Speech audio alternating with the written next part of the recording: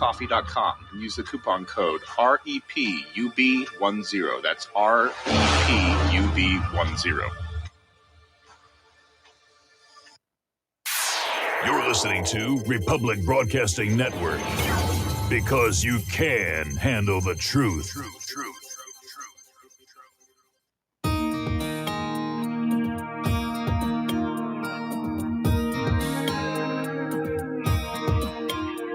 The American dream has become a nightmare.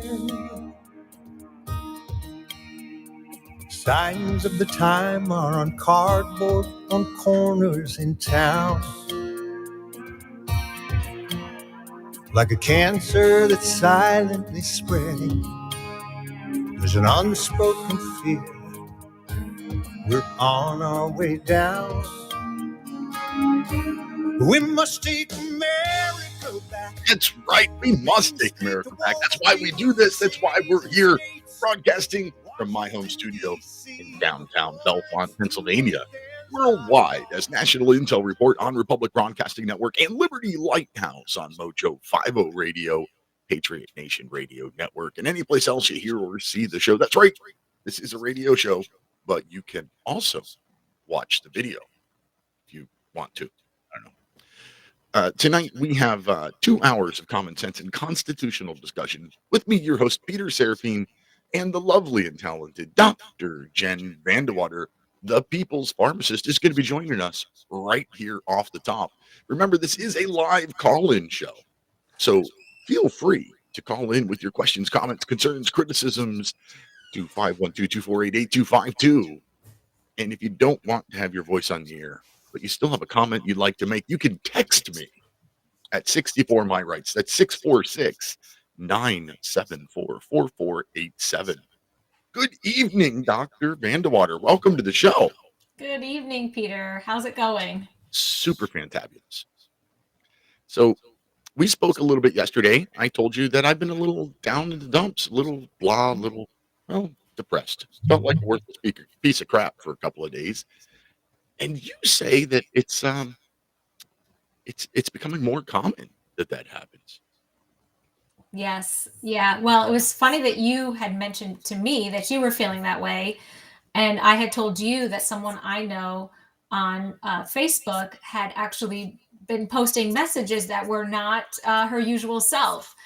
And I quickly realized that something was going on with her. So I reached out to her right away, and she was feeling a little depressed.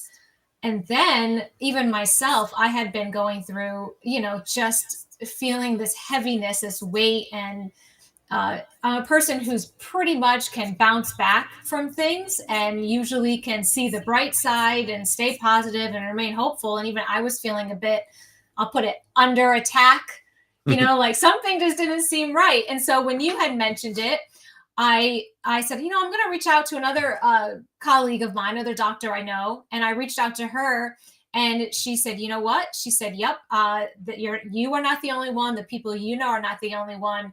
She herself was suffering some, anxiety and depression as well, and knows of other people who are usually pretty upbeat and positive going through the same.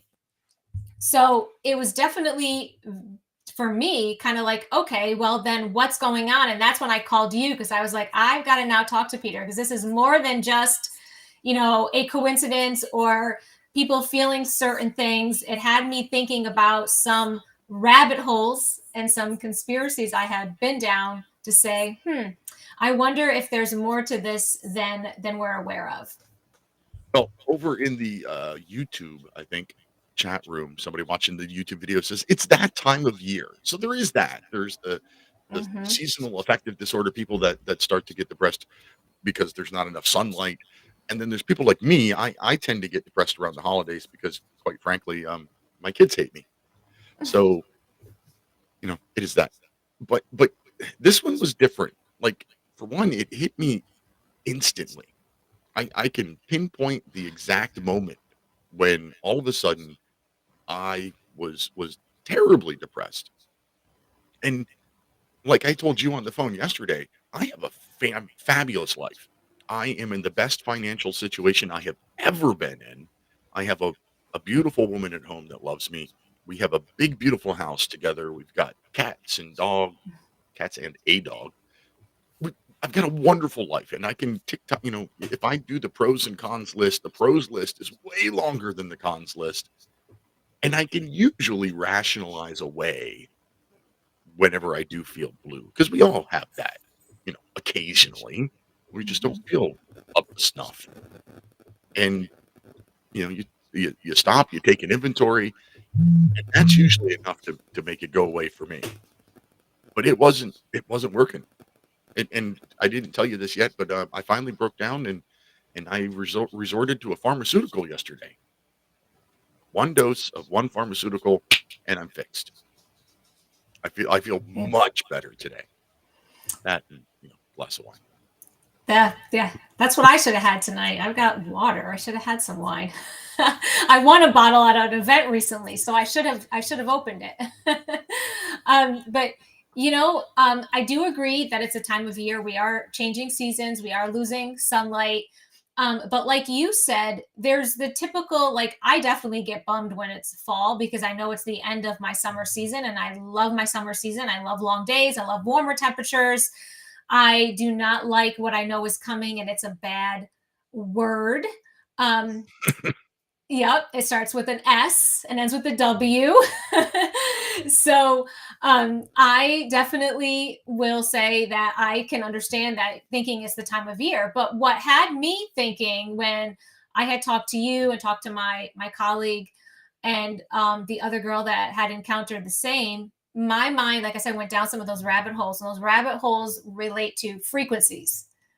So I'm sure a lot of your audience is well aware that music was changed from a good frequency, and this is probably, I want to say, the 40s, 50s, or 60s. I can't remember the exact year, but I remember researching this, and everyone now tunes their instruments to 440. Now, I'm not a musician. There's something about one of the, like, A chord or the A whatever, and you tune that to 440 and everything falls in line. So 440, though, is not of the, I'm sure, Tesla, the 369 is all healing, all the 369. You take 440, add up those numbers, it doesn't add up to a 3, a 6, or a 9, and doesn't divide out. 440 adds up to 8. Not that 8's a bad number, but there's something in with frequencies. Now, again, I'm not an expert in this. I've just listened to some stuff on this and thought, well, this could be a valid point, because there are times I put certain music on and it's like, oh gosh, get it off. It sounds awful. I can't listen to this. And there are other times other music just sounds very soothing and very calming, and I enjoy listening to it. But tuning instruments now to a frequency that is not healing makes you wonder, what's going on there. And I know they were changing it to 432, or changing it from 432 and even 444, which are better frequencies. And 432 is actually nature. It's actually the sound of birds and the sound of crickets and being outside, peepers, listening to outside nature. And that's very healing and very therapeutic. But to think that maybe something has occurred that we cannot audibly hear, but it's affecting how we feel and sense things around us, is it enhancing a negative emotion, a negative feeling inside of us, being that the frequency changed? I don't know. Probably we had those emergency alert system test that took place. Very possible. Ooh, I didn't even right? think of That, and I heard from a girl yesterday, there were two. There was one on October 4th and one on October 11th. So it's like, well, did that cause something? I don't know. These are just questions that I'm having. And like I said to you yesterday, I love just posing the questions. I don't have answers, but when I start seeing common, things happening, there's a common denominator. I'm like, okay, what's going on here? What's taking place that makes me start to dive a little deeper into the questions? Doesn't mean I get the answers, but it just makes me think something else is going on here, something bigger. And I'm sorry for you, because I know when I talked to you yesterday, you did not want to resort to the pharmaceutical. You were like, I really don't want to do this. I really don't want to take that. You said, I know it's there, but that just shows you the pressure that we're under and what and who is causing that, because I just can't attribute it to it's a normal thing. There's something else going on, I feel. And in a spiritual world that's around us, right? We cannot see it with our eyes, but we can sense it. You notice it. It's the same feeling if you meet someone, you right away know whether you like that person or you don't.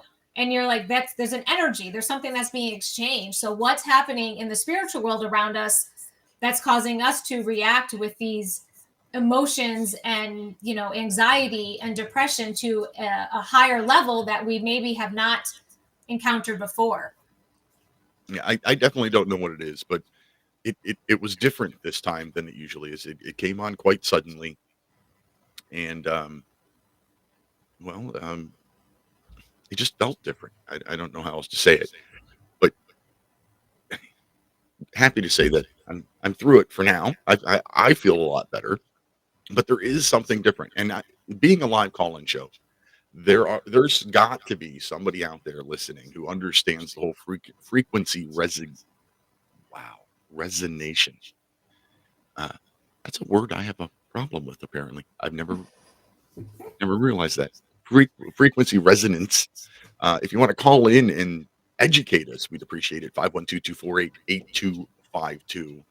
I know there's another host here on Republic Broadcasting Network during the week who has an energy cleaner product that he manufactures and sells. And it is an basically envelops you or your plants or whatever you use it on in an electromagnetic field, a positive electromagnetic field. So I think the whole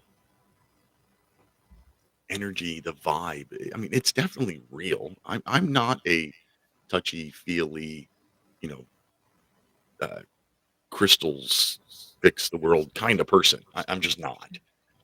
But you're absolutely right in that you can tell pretty quickly whether or not you like someone, and you get that instinctive feeling about them. So there has to be something to it. There's no other explanation.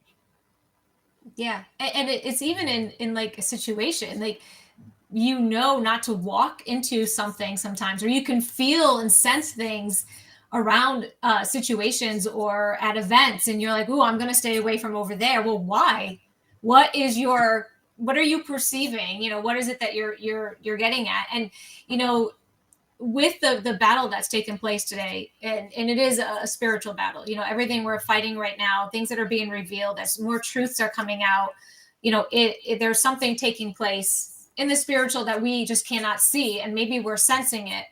And I do believe strongly, and it is biblical, that our prayers, when we are coming to God and saying, there's stuff going on, I'm bringing this to you, we then send up through the spiritual world the energy to our warrior angels to fight in that demonic realm, to fight and say, we've got it. Our people are cheering for us almost. We're going to go and we're going to go out there and do that. Well, there's been a lot of chaos. There's been a lot of hurt.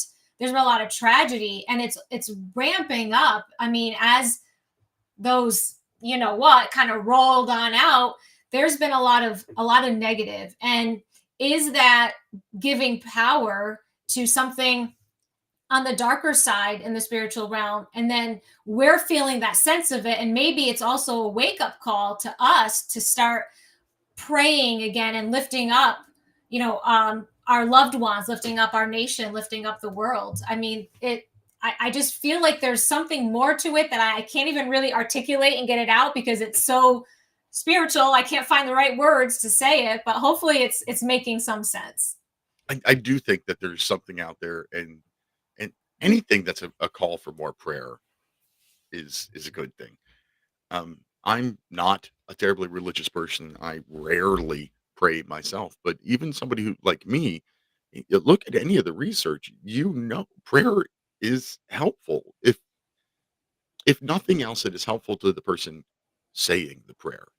Like, even if they don't really even have a belief in a higher power or God Almighty or however, whatever, just the act of prayer is good for you as a person. So yeah, I don't know why you would deny that. I don't think you can deny that regardless of your personal well-being or situation. But I would like to take just a second to talk about one of my favorite sponsors, and that's Right to Bear Insurance. We've seen the news, saw some ugly stuff going on the last couple of days involving guns. If you are a gun owner, a lawful gun owner, you carry your firearm. Either way, whether you carry it or don't, you need Right to Bear insurance. Everybody who owns a firearm should have carry insurance, and Right to Bear is the most affordable and, in my opinion, best carry insurance on the market. I was a member of Right to Bear before they became a sponsor. I believe in their product, and I would be telling you about it even if I didn't make a dollar when you click the link. Go to protectwithbear.com and use code Lighthouse to save 10% off of your already most affordable carry insurance on the market, starting at $11 a month. The most affordable carry insurance on the market, according to Pew Pew Tactical and me in the Liberty Lighthouse. Go to protectwithbear.com. Use code Lighthouse. That was kind of poignant. I didn't decide. I just looked at the list and clicked one. And as soon as I clicked it and Right to Bear popped up on the screen, I was like, oh, yeah, that's kind of timely, Mm. given what just went on in Maine. Yes. Well, And actually, Debbie Treadway, I'm we've sorry. had stuff here too. No, we've had the same thing. And again, I'm.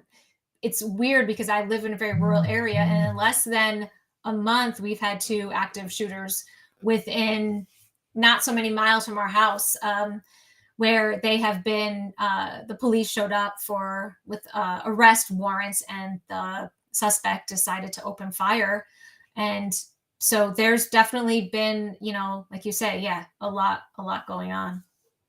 Debbie Treadway over in the YouTube chat room. Yes, we need to be praying. We need morality back is what we need. It isn't the Mhm. guns, it's the morality of the people. I mean, no, you, Yeah. you, you have to be mentally ill to think that going into a school or a bowling alley or a bar or a restaurant and just indiscriminately shooting people is in any way helpful. So it's definitely mental illness. It is. And to your point, Peter, too, I love it when you say you're not religious, because I'm not either. And I don't follow religion, to quote unquote. I just follow God. And, source, people say he's everything, and I can have prayer just sitting on a bench I have up in my woods behind my house, overlooking the mountains that are out in the distance. And I can connect with him and have this sense of strength, the sense of courage when I do that.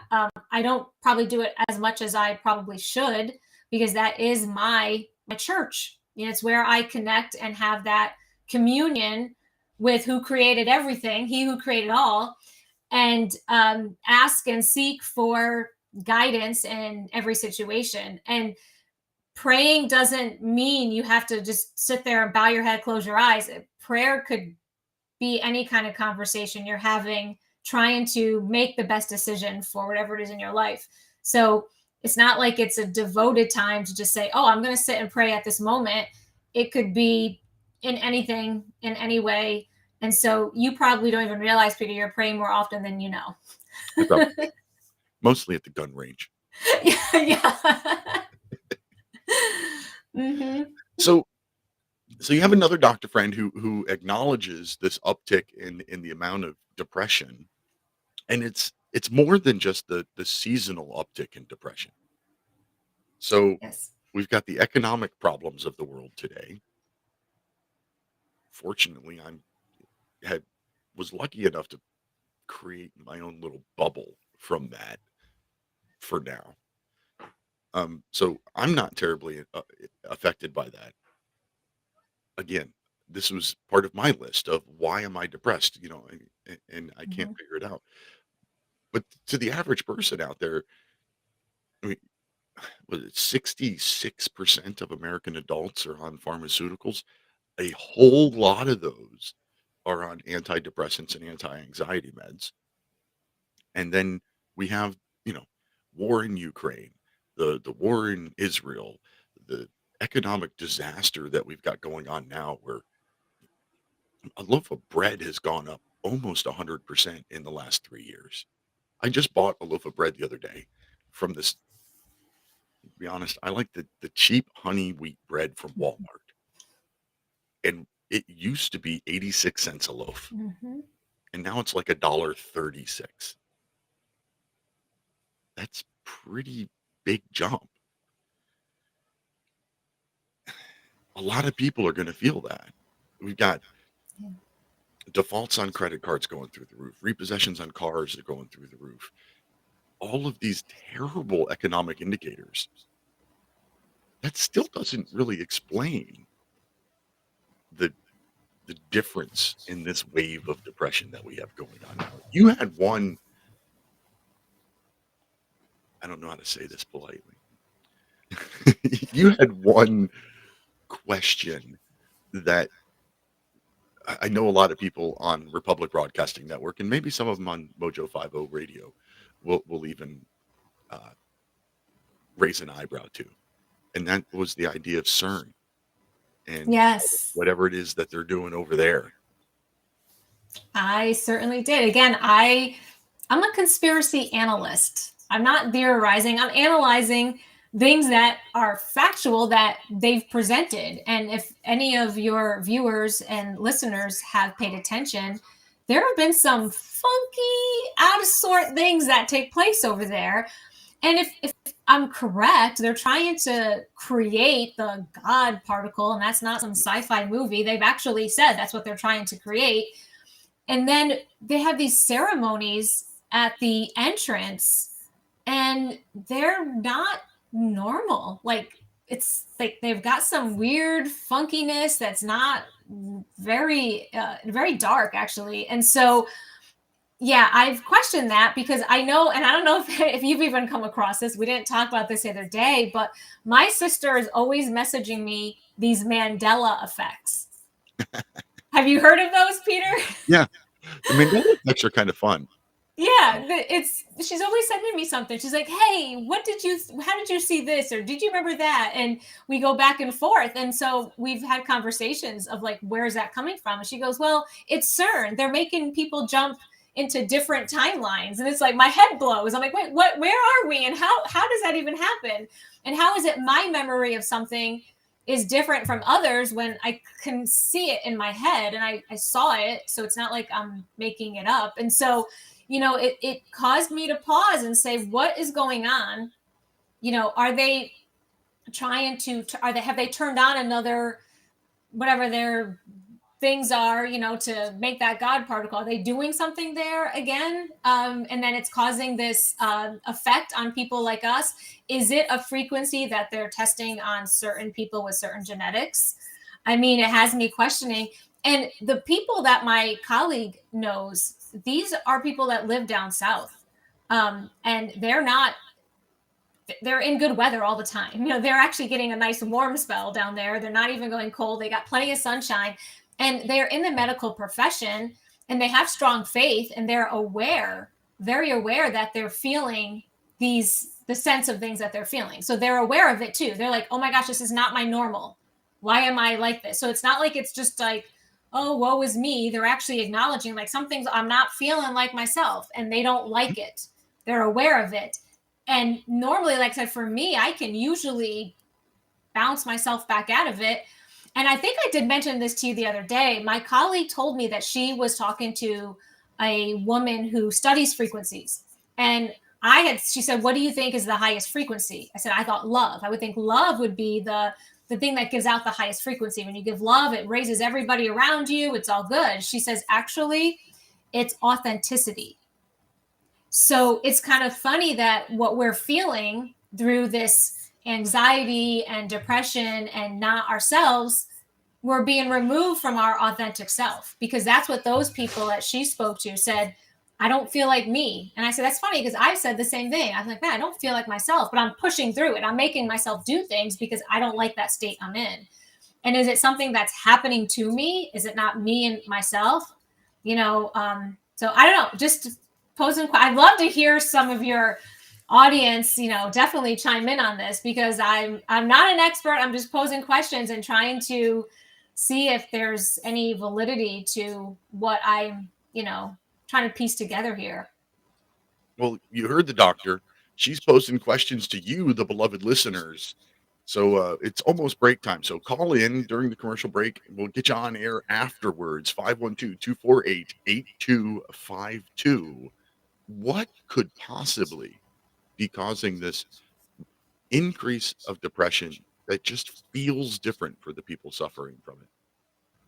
Over in the chat rooms again, we got Deb Treadway says hormones play a part in your mental state. Finding out You're off air. I didn't hear you. I didn't hear music at all. Mike, I don't know. We're in commercial break. Okay. I didn't hear the music come in. Did you? Nope, no music. Oh, maybe that was my fault. Sorry. Maybe that's why we were hearing that echo. Something to do with that.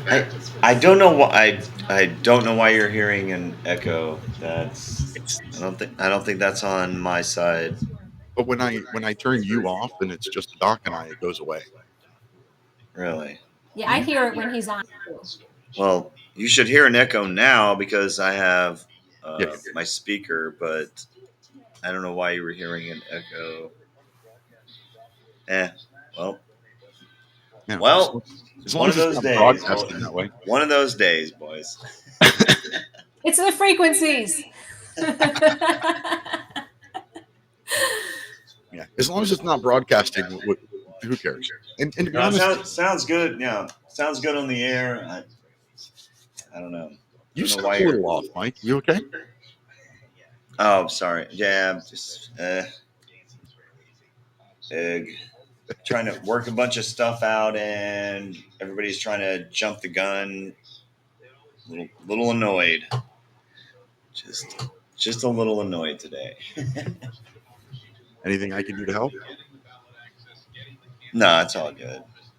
And I mean, like I said, just annoying. Nothing actually happening. Just I'm a little annoyed, but no, we're good. All right. I totally overwhelmed with all the stuff I've decided to do at once. Yeah. Yeah, I can understand. Mm-hmm. That's going to be for some fun editing to make the podcast. Find the breaking point there and fit it in without bumper music. And yeah, it was weird. It was like, oh, okay, yeah. I was looking at the clock, going, I should have heard music by now. Yep. Anyway, so there's a handful of people on the that are watching the video. They're watching us, but anybody listening on the radio, they're hearing the commercials. We're coming back. Here we go. Oh. 6419.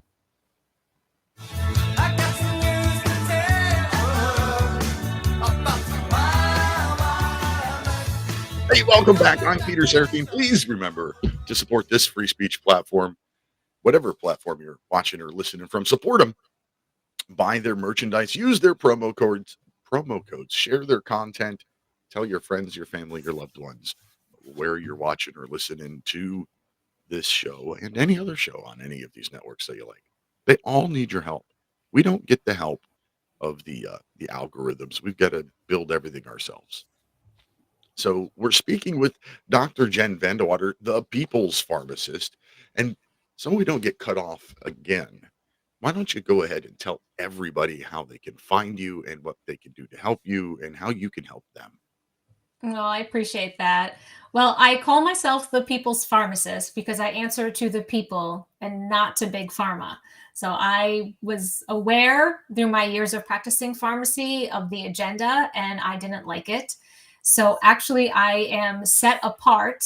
I have a ministry called The People's Pharmacist, and you can find that at thepeoplespharmacist.com, where if you need a consult with me with regards to mind, body, spirit alignment, questions on your pharmaceuticals, questions on nutraceuticals, you can definitely reach out to me. And also, I have a lot of social media channels. So I post on Twitter now, Instagram, Telegram, and they all are different names. So it's going to be fun. So Twitter is at Dr. J VanDeWater. Instagram is Dr. Jen, the People's Pharmacist. And Telegram is at Dr. VanDeWater. So those are my channels. You can follow me. Each one has a different touch of me because Twitter, you can be a little more controversial. So I get a little more edgy. Telegram is more my sweet spot where I can kind of just be the real me and just be more soft and not so controversial and just share about my chickens and my dog and my hiking and some health tips. And Instagram is a little mix of both. So have fun checking them all out. And, I appreciate the support. Well, the only one of those that I follow is Twitter because I gave up on Telegram. I tried it. I couldn't make a go of it. It was frustrating and confusing to me. So I gave up on Telegram, and Instagram kicked me off a long time ago. So I never went back. Mm. Did you happen to see the New York Times article? I can't remember if it was today or yesterday. It was on like page 14 or something like that, where the New York Times was talking about a study of COVID vaccines in minors. Wow. The New York Times pointed out in this study that I'm probably going to get the ages wrong, but let's say 6 to 18 or something like that. Or maybe it was 12 to 18, whatever. Anyway, the older kids were, they're having strange heart problems, or at least some of the people were. Oh, surprise. And then the younger ones, the like infant size children, they're having seizures and convulsions, or at least some of the people that are getting the vaccines are having seizures and convulsions. Now, I remember, I don't know, 2 years ago, if anybody had said those things, they would have been mocked and canceled and deleted and kicked off of their platforms. But now it's in the New York Times. And you know darn well the New York Times isn't publishing that stuff because they're proud of it. If they were proud of it, they would have put it on the first page. But no, they put it on page like 14 or 17 or something like that. This is one of those, oh, I guess we have to report on this now moments. Mm-hmm. And I kind of wonder too, are they throwing like Pfizer under the bus and like trying to? No, because they it wasn't. Okay, that's good. They talked about Pfizer. They talked about Pfizer specifically, but they also mentioned Moderna in their article. Of course, I didn't go research and actually pull up the study itself to see what was done, but all these studies are starting to come out to say that, hey, untested vaccines sometimes have side effects. Oh. Who knew, right? Right. Gee. Yeah. And I think it's a covering too. Like as things start to come to light and people are questioning and people are seeing things happen to their children and providers out there that are mainstream are not addressing these issues that are happening in the young and saying it's vaccine related. They're just like, oh, this was going to happen anyway. Look, no, that's not. There's something that triggers an event. And I've said this before, and it's so true. Our bodies actually drive to wellness. Our bodies maintain a homeostasis and a balance on their own. You start adding things to your body, it throws off that balance, and you start to have these conditions. You start to have issues. You start to have side effects, of the pharmaceuticals, of injections, of food you put in your body. You have to really protect your temple. There's a reason. And so that's what is starting to happen. And I believe these articles and stuff coming out is just to cover themselves. Well, actually, we did say it. We did put that. So maybe that's what they're doing. Or is it also for future generations to say, oh, now we've got the future. Like they say, oh no, they did tell you guys. They did put it out there. Like I wonder, like right? What are they manipulating here, really? Is it us, or is it future generations to look back and say, no, that article was there, so they did tell people? Yeah, they told us, 2 years after the fact. So let's think about this for a minute. Let's say that you know you're a parent of a college age kid, graduated high school, going off to college, going to a college that has mandated the vaccine, and you're unfortunate enough to have one of the children who is affected by this vaccine, and your kid gets a heart condition. Who do you sue? Can't sue anyone. The pharmaceutical company was given immunity. Correct. So can you sue the school because they mandated it? Sue That the would be Department of great. Education? Sue the Department of Education who put the suggestion forward? Mm-hmm. Sue the CDC. They're the one that comes up with the recommended vaccine list. Who do you sue? All the You now above. have a teenage child who is going to have a heart problem theoretically for life because the heart is Correct. one thing that doesn't heal itself. Right. So now you've got to use an unpopular word, you have a disabled child, a disabled young adult in your family, and nobody you can sue because your tyrannical government gave a pharmaceutical company immunity and allowed them to make tens of trillions of dollars. And the pharmaceutical company loves lifelong patients because now you have to stay on pharmaceuticals to maintain, again, that homeostasis and that balance that's now been disrupted.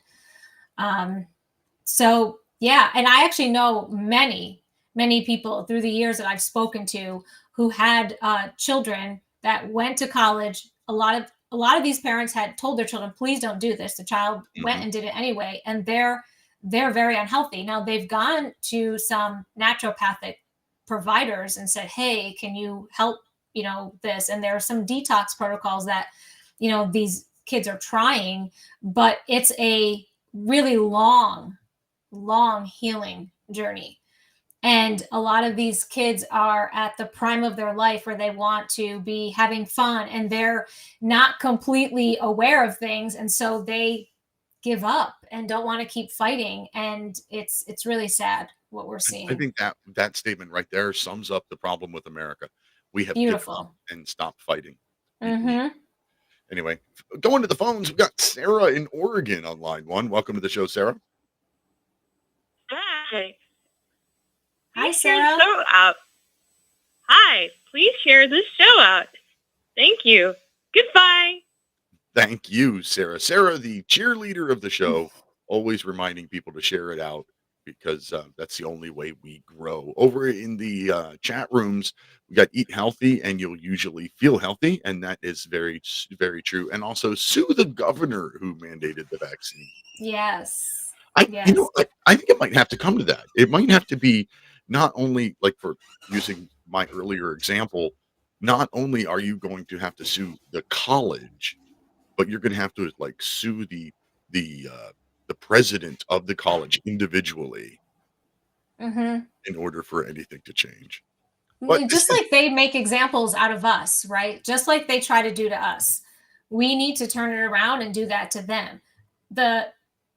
Finding the attorney, this is the thing, finding someone who will take on that task is where the challenge lies, because a lot of these attorneys do not want to go up against, especially when it's related to vaccine injury because of the immunity and becoming a target, starting the ball rolling. If we get the ball to start rolling, other people can jump on and, make an example and maybe remove some of these terrible governors and states that are trying to break apart, what our country is supposed to be.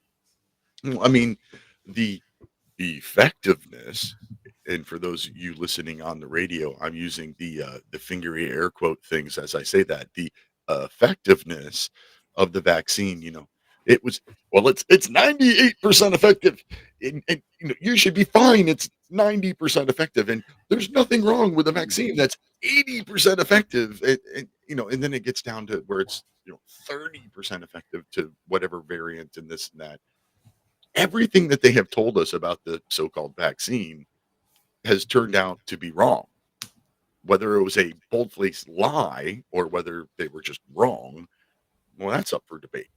Maybe they really thought that this was the end all be all and it was going to fix everything and it was perfectly safe. And in which case they're morons because the FDA recalls the or revokes the authorization of about half of the medicines that they allow on the market within the first 5 or 10 years. So for them to run out and say everybody needs to take this jab, no, I don't want to take anything. I don't like taking anything more than aspirin because an aspirin I know has been, it's made from tree bark and it's been around for hundreds of years. Right. So That's so true. Yeah. No, and I believe this wasn't just starting with COVID. Being in the, pharmacy and seeing what I saw, I never was someone that took a flu shot, but I watched other people. And it's funny how when they took the flu shot, they got sick. Uh-huh. So I always was like, well, why am I going to take it? You took it 3 years in a row and you got sick every time. So guess what? I'm not taking this. Like I just was kind of calling it as it was. And so was there something they were piloting before COVID and trying on other injections and seeing how it happened? These are just, again, I like to pose questions because I see things with my eyes and it makes me question something else is going on here. Are you postulating that maybe the United States federal government may have theoretically been running an unauthorized medical experiment on the whole of the population of the United States? I find that hard to believe. It's not like they've ever done anything like that before. Oh no, yeah. Tuskegee. Oh, yeah. I mean, yeah. The syphilis experiments. Yeah, that was 600 black men that they just let die, even though they had a cure. Yeah. Oh, yeah. The Operation Sea Spray and the San Francisco biological experiments where they exposed 750,000 people to, random bacteria without anybody knowing. No. Our government, they learned their lesson in the 1950s. They now look out for us. That's right. And our well-being. No. That's right. You can trust Dr. Anthony Fauci and everybody in the federal government to always be looking out for your well-being. Mm-hmm. And if you believe that, I have a book coming out soon called Trust Shattered. And we're going to chronicle all of those things and more, all the reasons why you should never believe your government for anything. Going back to the chat room over in YouTube, we got, since people were forced to take the jab to keep their job, they should be able to sue their employer. I would agree with that. Correct. And then we have, it was an experimental vaccine. Well, that's not even up for debate. It was experimental by definition. In order to have an emergency use authorization of any medication, it has to be experimental. That's the definition of an EUA, emergency use authorization. We can change that line, and I'm sure Deb would agree with this. It was the bioweapon. That's what it was. It was made to do what it's doing. I don't believe they were just oops and said, oh whoops, that happened.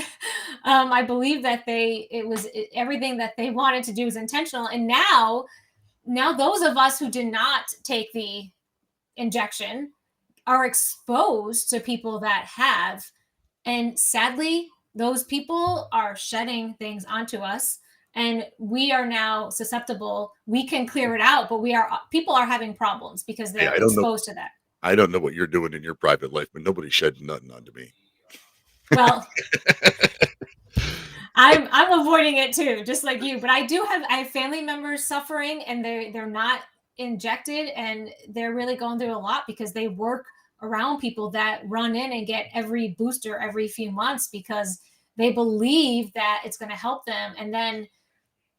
I don't know. I visualize it like Linus from Peanuts, from Charlie Brown, like walking around with that smog around him. Like that's what's happening. And it's wrong. It's wrong that they did that. So yeah, I'm sure Deb would agree to say that that's what it is. We got Donald over here reminded me of another one, the smallpox infested blankets. Uh, Mm-hmm. I that was a great example as well. Curtis reminded us that I'm from the government and I'm here to help. You know, how do Yep. I say that? The seven scariest words in the English language or something like that. Yep. And Deb, yes, she agrees that we were the test monkeys. Mm-hmm. Yeah.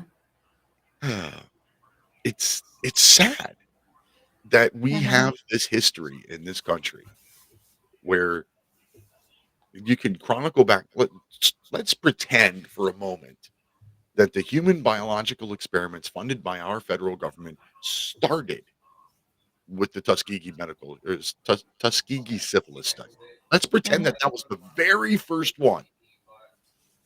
It was started in 1932.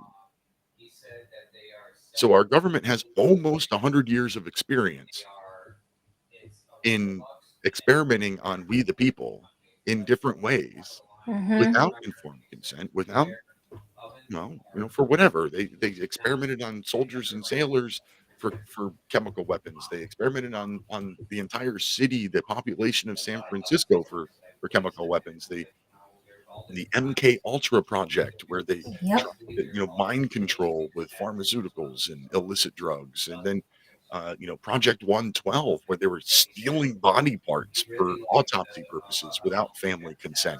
Our government has been violating the protect our life part of their oath since at least 1932. And keep in mind, the Nuremberg Code became the law of the land in 1948 that says you can't do these things. You have to have informed consent. The person being involved has to be aware of the risks and Mm-hmm. aware of the possible upsides and downsides and all of the other 10 points of the Nuremberg Code. And our government ignores it constantly. They get away, and they continue to get away with it. Yeah. That's the worst part. It wasn't like, ooh, we got caught in 1932, or ooh, we got caught even with Fauci in the 70s with AIDS. I mean, they continue to do harm. They continue to hurt people and experiment and sadly and pull away. They pull away at all the things that are healthy and beneficial. I mean, 3D printed meat. I mean, come on. I mean, it's like what? And then they're telling you don't eat eggs, don't eat butter, don't drink milk, raw milk. You're gonna have to have that pasteurized. Let's take all the good stuff out of it and give your body stuff that's not going to help it. Let's tell you not to eat meat and have no salt. When if you realize when you sweat, you're sweating out salt. So you have salt and you need salt to have electricity running through your body so your cells can work and everything can do its thing. So yeah, every step of the way, from the smallest thing to the largest thing, the government has been hurting and harming people. Mm-hmm. And Yep. they've been caught over and over again. And the unfortunate part about it is they don't usually get caught until 20 years later. The like going back to the Tuskegee syphilis study, started in 1932. They weren't caught and or exposed until 1972. That went on for 40 years. But Yep. MK Ultra, Project Sunshine, Project 112, Operation Sea Spray, the San Francisco Biological, most of those weren't caught until 20 years after the fact. And I heard somebody from outside the United States said, a strange American phenomena is that every 20 years or so, the federal government releases documents that say, yep, you were right. We actually did that thing. And nothing ever changes. They actually say it. They act like you're right. They actually say it, and nothing changes. There's protections around them that are just shocking. Um, you know, they're going after people for spanking their kids, for goodness sakes, and Right. the things they do are criminal. Right. So Right. yeah. You can't spank your child, but bring it over here so we can give it its 36th vaccine before it starts kindergarten. Yeah, exactly. Backwards. Absolutely backwards. It's getting a little crazy. Mm-hmm. So you're a pharma person, or let me rephrase that, because you're not really a pharma person. You're a pharmacological expert. How's that? Okay. Because I don't want to associate you with the business. Thank you. What on God's green earth? Let's talk about the FDA approval process for a minute. I own Peter's Drug Emporium, and I make medications. And I've got this fabulous new drug that I want to put on the market. And I take it to the FDA and say, hey, I want to sell this. And they, well, where are your studies? Here are all my studies. And then they go, stamp approved. Does the FDA ever do any of their own studies? Or are they relying on the company itself to put forth the studies? Because I'm telling you, if I've got a drug that I think can make 10 or 20 billion dollars on the open market, I'm not necessarily going to be trusting that the study the company made was ethical. Like, oh wait, Right. oh, you got a rash since you started taking my new drug? Well, you should probably drop out of the study then. That's exactly what happens. The data is changed based on the funding, based on the drug. Everything is changed to make it look safe and effective. Now, here's something. People are on more than one pharmaceutical. And talking with one of my colleagues the other day, we had a good conversation about this. There are no studies on taking pharmaceuticals together. Yeah. But doctors are out there prescribing multiple pharmaceuticals together, and we don't know. And these are chemicals that are coming into the body to alter the state of the body, supposedly to give it a relief. I'm not going to say it's going to be an end all be all, because it's not, because you have to come back next month for a refill, and then the month after that, and then go see the doctor and get an increase in dose because your body's become tolerant of that dose, and it just keeps going and going, and then you got to add more meds to combat the side effects, and so on. So yeah, the FDA will approve things if it fits into their scope, what they want it to be. And I know many people who have come up with many great ideas, and we're fighting with the FDA, but because it was too good, they just will not.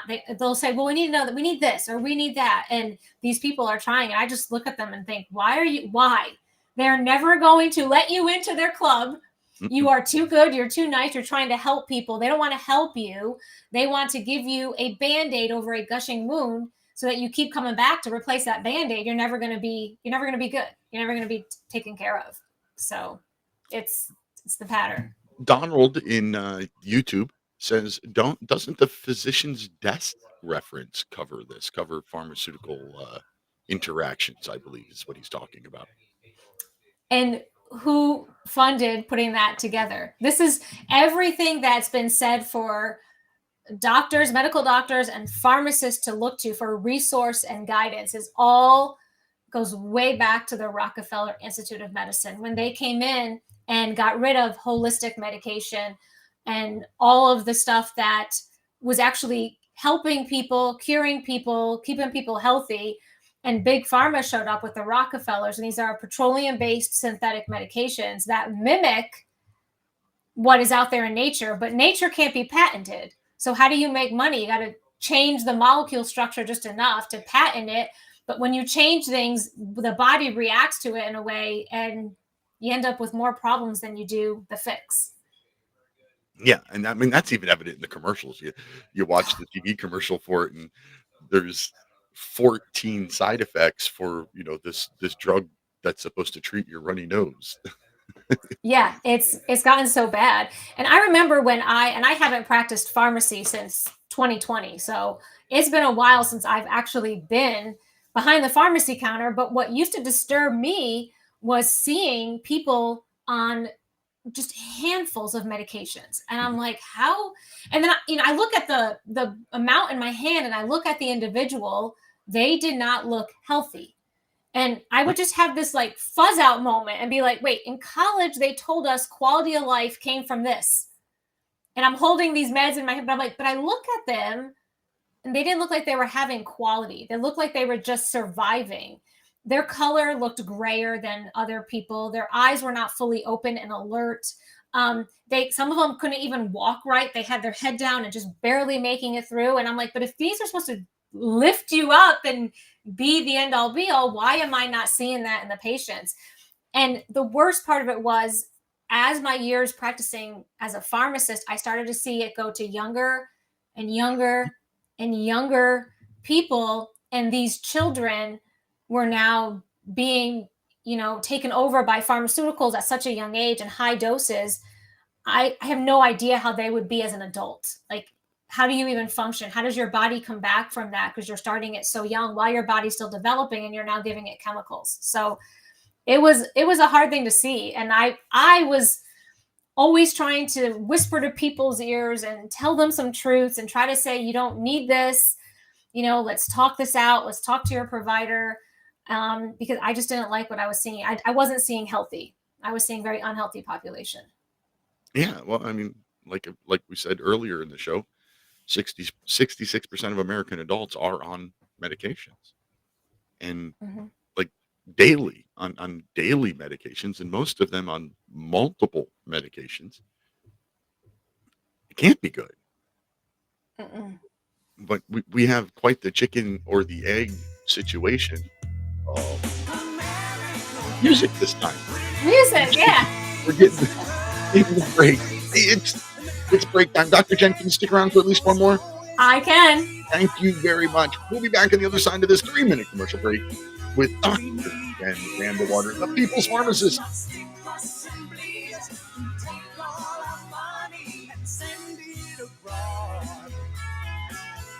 We must take America back. We need fairness, foods, and more things made in USA. It's the least we can do for the red, white, and blue. We must take America back. We must take America back.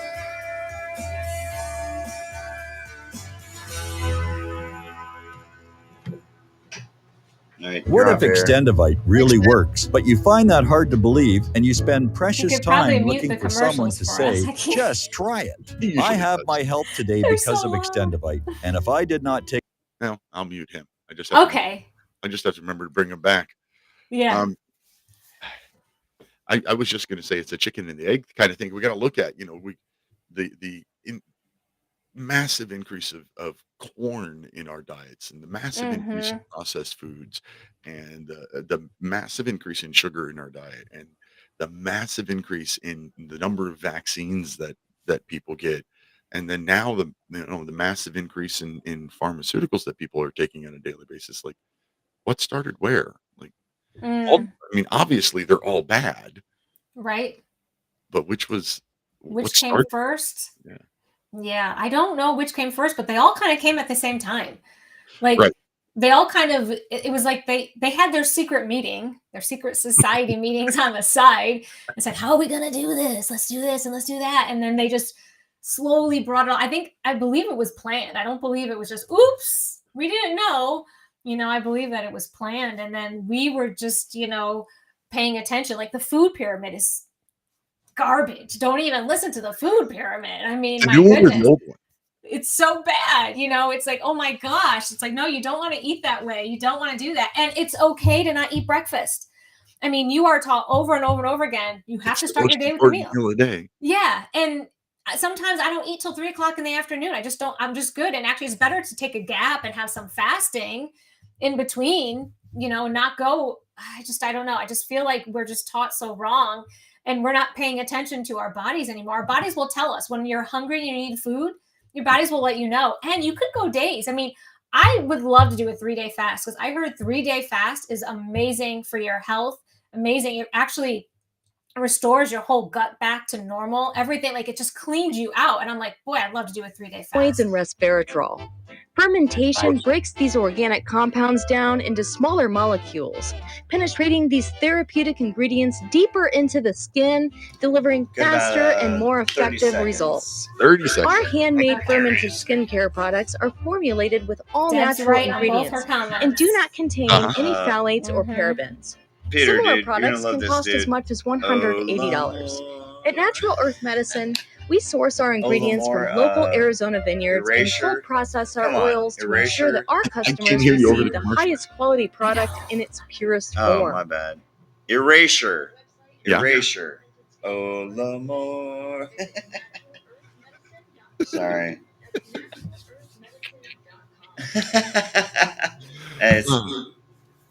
All right, here we go. All right, thanks. The Republic Broadcasting Network.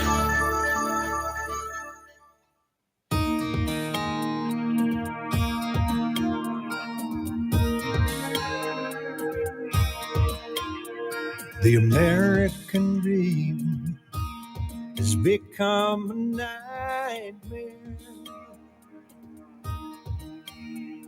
Signs of the time are on cardboard on corners in town. Like a cancer that's silently spreading, there's an unspoken fear. We're on our way down. We must take America back. Welcome back to the top of the second hour of National Intel Report, live on Republic Broadcasting Network, Liberty Lighthouse on Mojo 50 Radio, Patriot Nation Radio Network, and anywhere else you see or hear the program. I forgot to do one of their sponsor ads in the last segment, so I'm just going to ask you to go support me by going to my website, liberty-lighthouse.com. Right at the top of the homepage, there's a big blue button that says Win a Book. You might win my newest book, A More Tyrannical King, How the Federal Government Became More Oppressive Than King George, or maybe one of my other books. But click the button. I give away a book or 2 or 5, not once a month. Liberty-lighthouse.com. Win a book link. See if you can't win a book. We're talking with Dr. Jen VanDeWater, and right before the commercial break, I was going to say it's kind of a chicken or the egg thing. There's so many things in society in the last 60 or 80 years that are just bad for our health. And they all started at roughly the same time. And that happens to be right after World War II. See, war is an innovator. And with all of everything that went on for World War II, we realized, hey, plastic is insanely useful. And we started using plastic for everything. And I mean everything. And then we also realized corn makes cheap sugar. And cheap sugar can be used as a preservative. It can be used so that your frozen TV dinner browns up right in the microwave or the oven. It can be used as a flavor enhancer, because who doesn't like something sweet?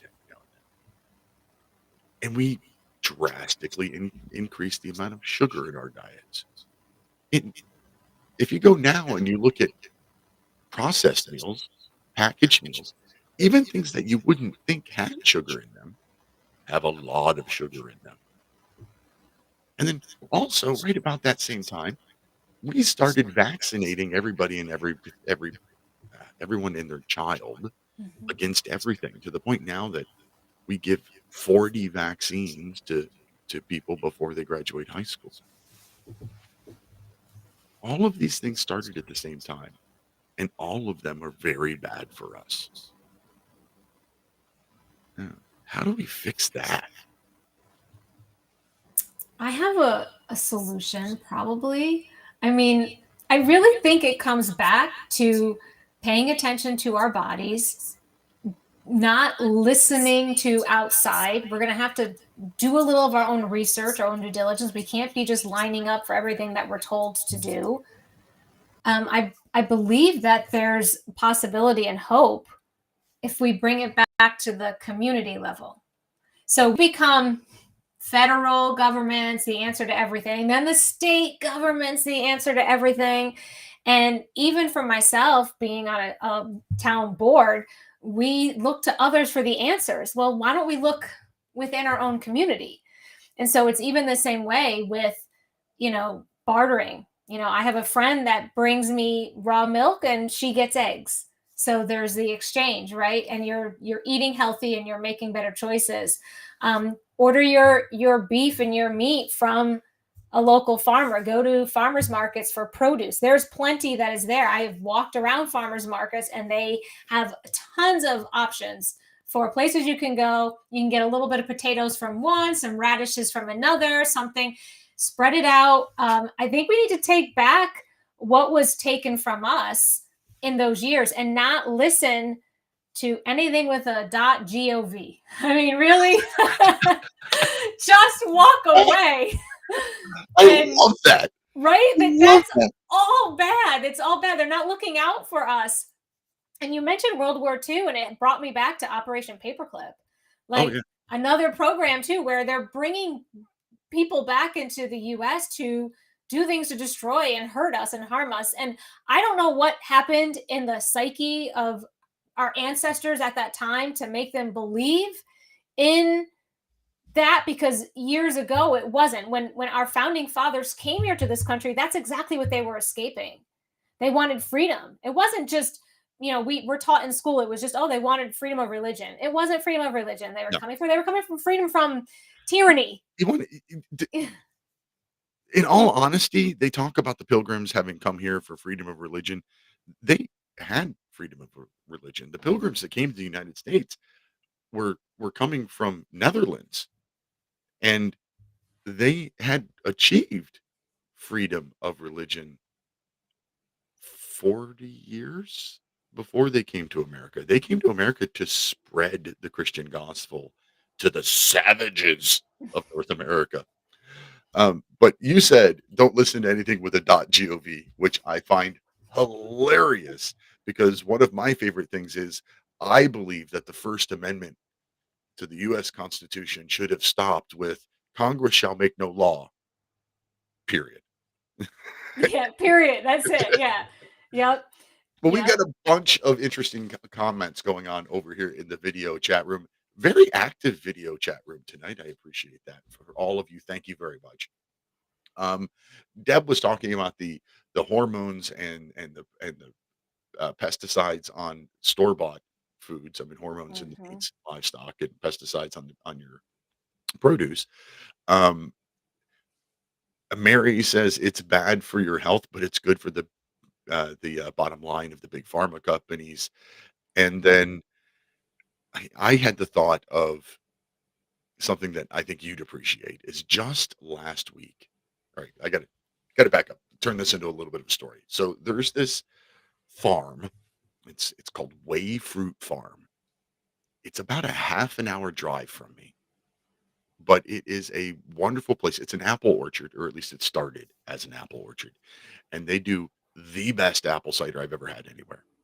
But they also sell pork from a local pig farmer, local honey, and all of this local, local everything. I mean, anything that's made by a company in the county, they sell it at this one place. And it's great, but it's a half an hour away. And I really, I drive 5 hours a day for my job. I don't want to drive an hour back, there and back to go buy some stuff. So we don't go very often.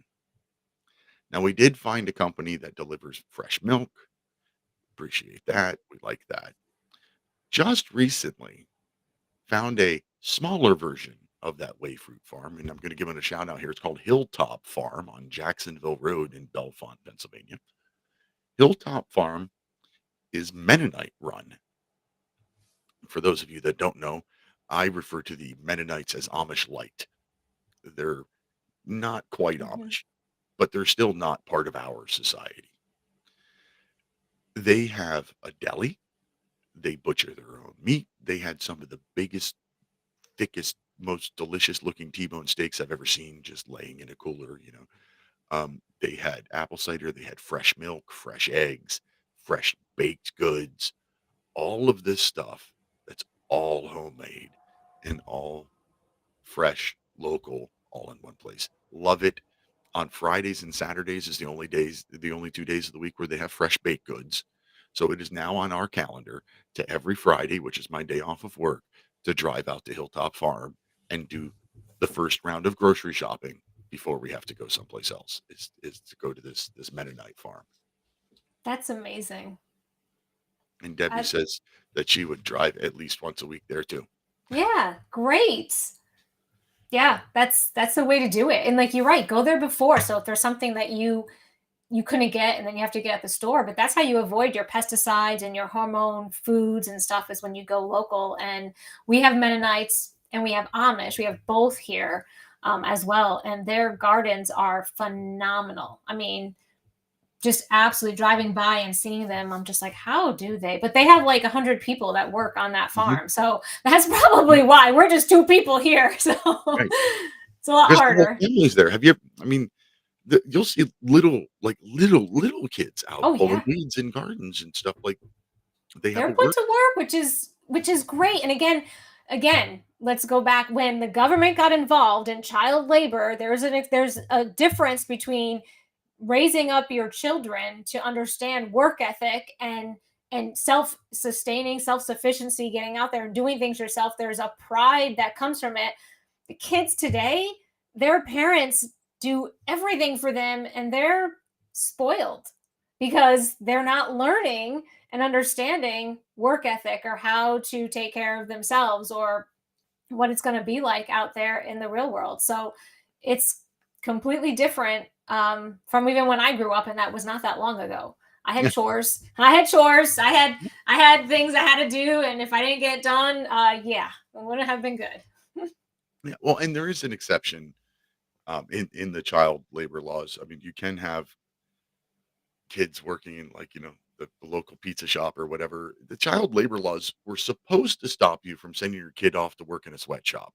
Correct. But just like everything the government gets involved in, it gets taken too far. Mm-hmm. These Amish kids and these Mennonite kids that are out there in the fields from the time they can walk are some of the best behaved, healthiest kids you're ever going to see anywhere. Right? Exactly. They don't give them injections. They don't follow by the same rules we do. So that's why they're very healthy. They drink the raw milk. They eat the good food. They're out there playing in the dirt barefoot. I mean, you're going to expect to see them to be healthy for sure. I mean, they're actually my neighbors. I actually have Amish neighbors. The buggies go by my house all the time. They just bought land right next to me too. So they're just down the road a little bit. And then they just bought the land next to me, which I'm super excited. Can't wait till they actually move in because I want to go and I want to become friends with these people. Actually, I'd be like, I love it. I'd be like, can I just join you guys? Because you guys are amazing. But you know what that means? That means if and when you're ever willing and ready to sell your house, they'll buy it. If they own land on either side, they'll buy yours. Mm-hmm. It's a really good point. I'll tell my husband after the show. He's going to be happy to hear that. And they'll pay fair market for it too. They won't undersell you. And they pay cash. And they pay cash, right? They pay cash. Yeah, they do. Cash. Yeah, they're great. I would love to see them get involved in a little bit with the town because there's plenty of families around here, but they don't get involved in stuff. But I'll tell you, I love it because we're having some stuff go on with comprehensive plans that the state is pushing onto every town, and I'm pushing back because they want to bring in the smart. It's not smart. It's surveillance and it's monitoring. And so I don't want that here. And we are free of zoning here in my town. And I want to keep it that way. Yeah, you definitely want to keep that. Yeah. So I would love for them to get involved because they are agricultural lovers and they want to keep, but they don't. Yeah, they don't. Mm-hmm. And they can't. Right. If they start getting involved, then they're going to start getting treated like citizens. And they're sovereign. They don't even have any of the papers we do. They're sovereign. They're a sovereign entity. Yeah, I know. I'm a bit jealous, but I am learning from them. I watch and pay attention, and I could not go. Like, they actually have lanterns in their house. Like, you can see their lanterns on their wall. So they don't have electricity. They have a well. They got them pumped. They don't have running water. I could not do that. I actually have become accustomed to the electricity and the comforts of modern life. But I do love that they're free spirit and that they're connected to the earth and they're connected to themselves and they're connected to God. They have their Sunday services that they go to each different house, and they go each Sunday. So they don't have a church.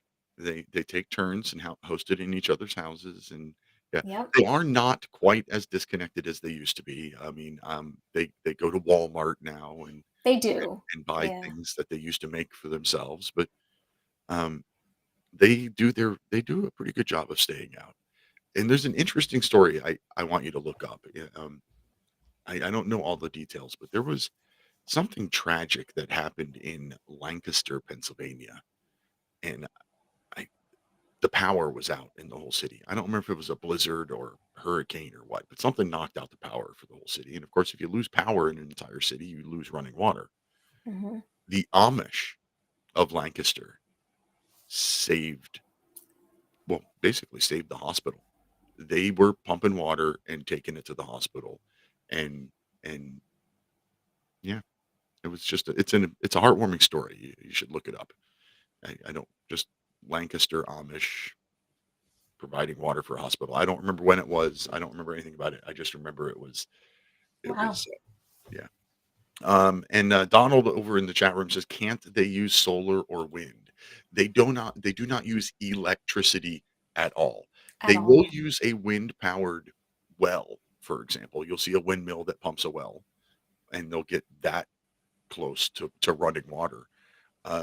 They will also, there's something about gasoline engines too. They'll use like single stroke engines, but not 4-stroke engines or something. Because I've seen them using a hay baler that's the old fashioned ka-thunk, ka-thunk, ka-thunk engines, but you don't see them with a, big tractor.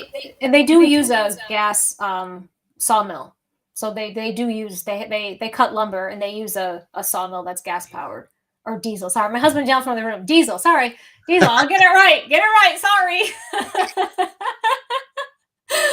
Yeah, but they do. So they have some equipment, but everything else they do, they're walking behind the horses, and they don't even ride bicycles. They have right. They have like big wheel scooters that they and like little wagons. It is nice, and I don't know. I think there's something about it that I don't know. We've lost connection with that, and that's what the solution is to everything you're saying when it regard to pharmaceuticals, regarding the corn and the sugar and everything that's happened.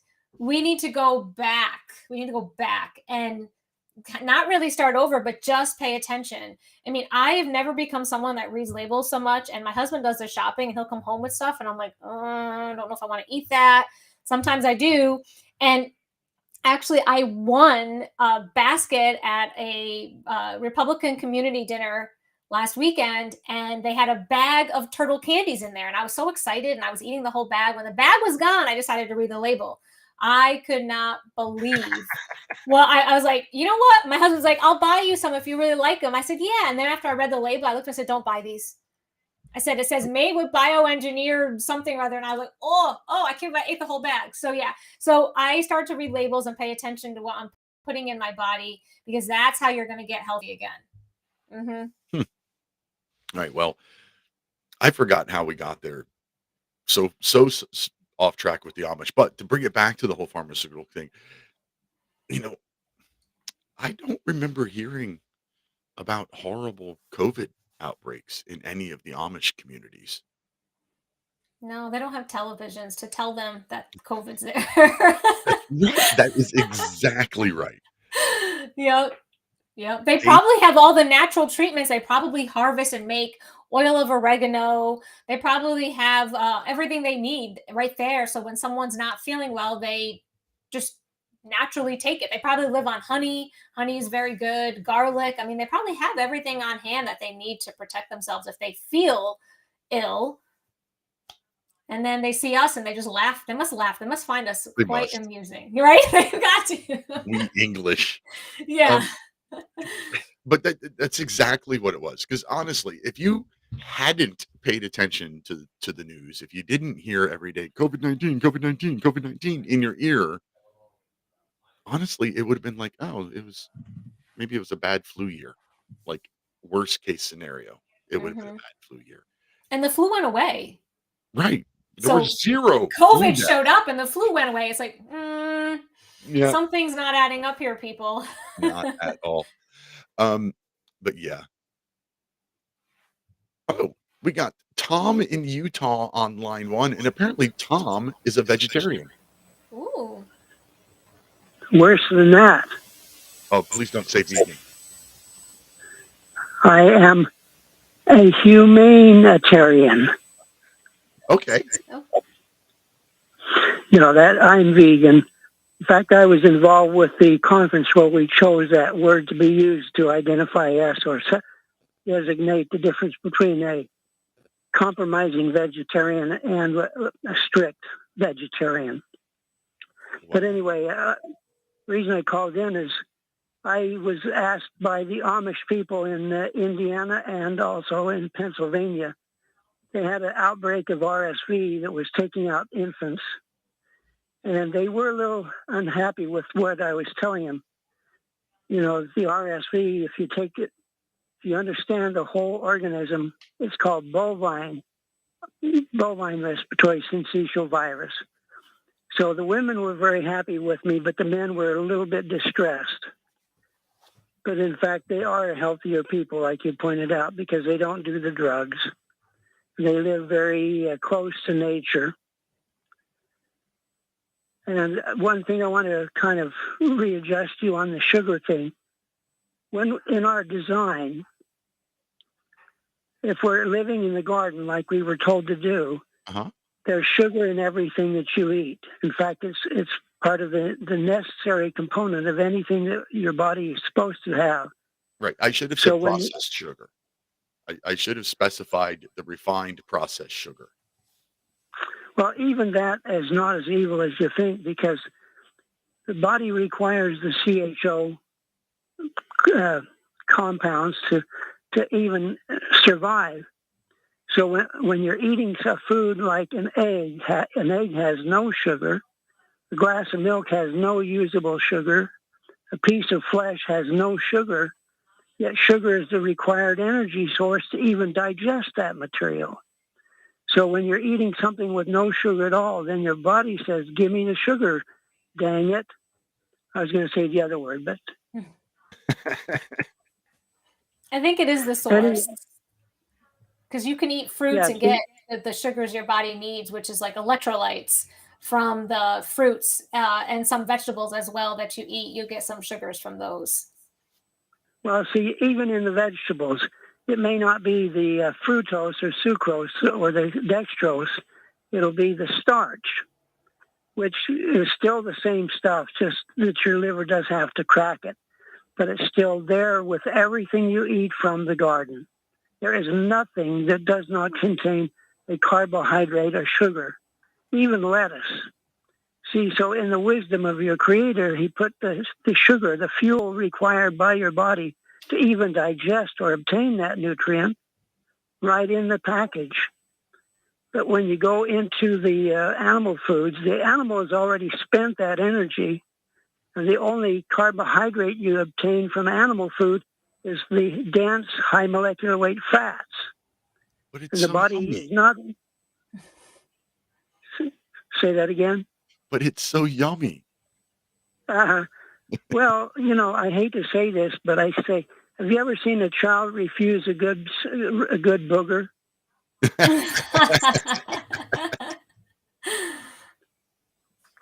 Yeah, so just because something tastes good does not necessarily mean it is good. I'm definitely that. I will just tell you that, like I say, the women, the mothers in the Amish families or communities, they were happy to find out why their babies were suffering and dying. Of course, the men were unhappy because that was their product. And, you know, I just said, well, it's not the people that are wrong, it's the product that's wrong. So it is a hard message. Say that again? What was the answer? What was the treatment? What did they have to do? Well, don't give your baby or a nursing mother milk from a cow that is the source of the mycoplasma. That's Viruses are a joke. They're the debris after the accident. They're not the cause of the accident. I've heard that theory, yeah. And it's not theory, it's fact. I don't know enough about it either way, so I call both of them theories. The virus caused it, or the virus is the after fact. Either way, they're both theories to me because I don't know. Yeah, Pat from Texas and I had some fun times. She worked in the labs, and of course I spent the first 30 years of my professional life on the AMA side. And then when I hit the steel table myself in 91, I reviewed my own science and realized that I was out of step, and I did a 180-degree turn. And when you do that, your fellowship doesn't like you anymore. No. I was on that side just like the Thanks for your call, Tom. It's commercial break. Tom. We'll be back in 3 minutes.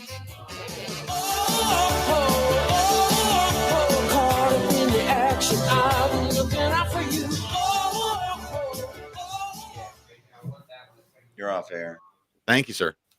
I was just going to say, just like the climatologist who did the study of hurricanes and said, "Oh, hurricanes are getting worse. We're having more better, bigger, worse hurricanes." And then somebody said, "Yeah, but your data's wrong right here." And she went back and restudied and said, "Oh, wow, I was wrong. There hasn't been a significant change." Of course, then she couldn't get back on CNN and correct it. Yeah. Right. You know, when she says, the hurricanes are getting worse, climate change, everybody have her wanted to on. have her Everyone on. has her on. Yeah. And then when she found the mistake in her data and wants to go on and correct her data, nobody wants to talk to her anymore. Interesting. Wonder. Yep. Yeah, it's almost how it is. Yep. It's like news outlets have an agenda, and if you go along with their agenda, they like you, and if you don't, they don't. And when we talk about where it all began, I mean, we talk about that the Amish don't have televisions, because it tells you what to see, television, right?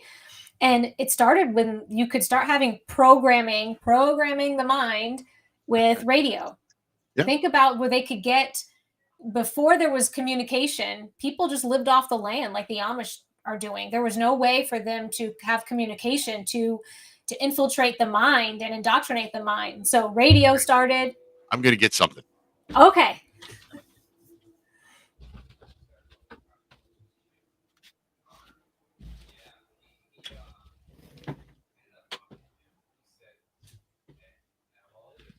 This is part of a set of books that I have. Mm-hmm. It is Washington Irving's works, his complete works. It's it doesn't have a printed date in it. However, I looked up the publisher and the address of the publisher and all, I did a bunch of research and found out that this was printed in like the 1860s. So I have a collection of them up there. This collection of books was insanely expensive back then. I mean, books were really, really expensive. Mm-hmm. Obviously, I bought them secondhand. I bought them in a used bookstore. I got them pretty cheap. They were pricey for a used bookstore, but pretty cheap. This would have been a family's whole entertainment. Was one set of books. Yep. That they would have pulled down and read stories out of. And that was it. Mm-hmm. Like, let's see. This one is probably 4 stories you've never heard of. Tales of a Traveler, Abbotsford. We're coming back. Here we go. Yep.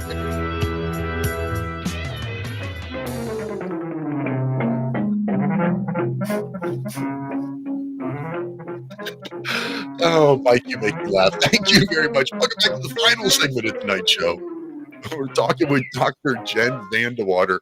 And during the commercial break there, we were just discussing, we went back to the Amish and how the Amish, well, they weren't told to be afraid of COVID because they don't have televisions. And, well, they're not told to be afraid of the seasonal flu or anything else because, again, they don't have televisions. They aren't being programmed by the programming.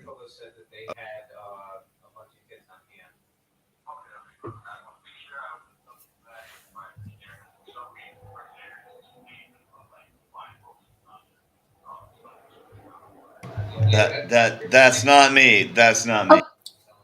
Oh. Okay, I was wondering. Uh-oh. Well, we lost Peter. Let's keep it going.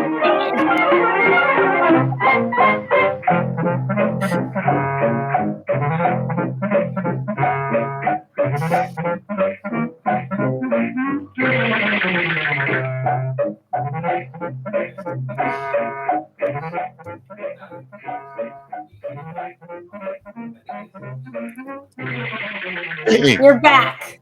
I don't know what happened. I don't know. You froze. Yeah, and you're still frozen. Oh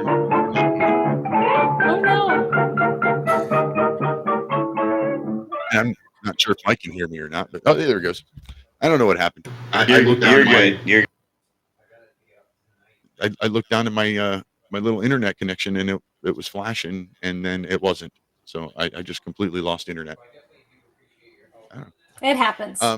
Not to the Amish, just to us. That's absolutely right.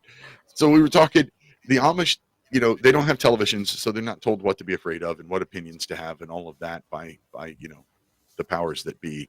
They're not programmed by the mainstream media. But they have books that require them to, sit down and read. And they read stories to their families. And, well, anyway, during the break, I reached up and I grabbed this antique book that I have. That's one of the Washington Irving's collective works. It's a part of a bigger collection that I have. It was printed in the 1860s or something like that, and it was really expensive back then. A collection of books like that was somebody's entire entertainment library, and unless you were wealthy, you really only had like one set of books. And now we have every bit of information we could possibly want handed to us on a screen that's in our pocket. And we're afraid of a virus that may or may not really be a virus. And apparently we're not broadcasting on RBN anymore because he just left. Oh, technical difficulties all around tonight. So we'll see. Maybe he'll reconnect. Maybe he'll say, I'm just going to take the next half hour. Maybe. There he is. Oh, something happened. Yeah, he's back. I don't know. So I had internet problems, and then he had internet problems, and apparently because I had internet problems, your picture is frozen, and I keep trying to turn you off and turn you back on, and think maybe that might get you moving again, but it doesn't matter. Oh, hey, I think, he said his fault. Oh, that wasn't his fault. It's never Mike's fault. Mike is the best producer I could ever ask for. It is always my fault, and I will always take the blame. All right. So, so television, social media, entertainment, technology. It's the mind virus that's killing everything. It is. And you know what's happening too is everyone is looking to others for a source. Like, I understand I have my training in my area of expertise, but the number one thing that I want to do for people is to empower them to critically think and make choices for themselves, because we've lost that skill. Now, I don't know, it must be something I'm getting from up above, because I don't know where it comes from in me, but I do not want to have someone say, well, what do you say, Dr. J? I want to do what you say. No, I want people to make their own choices and understand their own bodies, know their health, and then make the best decision for them and their families. And that's what's really important. We've lost that in every aspect of our society, whether it's in the school system for public education, because now the teacher knows everything. The teacher knows how to raise your child and teach your child. And you now no longer have any parental rights as a parent. It's going to be whatever the teacher says goes. It's even happened in our churches. It's happened in politics, and it's happening in health. And so what a good leader actually embodies is to be a guide. You're supposed to help guide someone to sources, to information, to research, so they can then look through it themselves, become educated. Knowledge is power, and then from there make the decisions that are best for them. But what the dark entities, those secret societies, figured out so long ago when they sat there scheming about the corn, sugar, and pharmaceuticals, was that we're going to tell them what to do, when to do it, and how to do it. And that's what we, as want to say, being sovereign, being free, like the Amish, is they don't abide by that, and they don't abide by any of the town rules. They do pay a very small tax. They don't abide by anything. Their kids don't have to go to public school. They have freedom because they've never surrendered over to believing and thinking as the bigs have kind of told them to do it. So that's really, I feel that's number one. People need to be empowered in themselves, take ownership. Don't worry about what's going on. Talk to God, get your information downloaded to you, and walk in that boldly.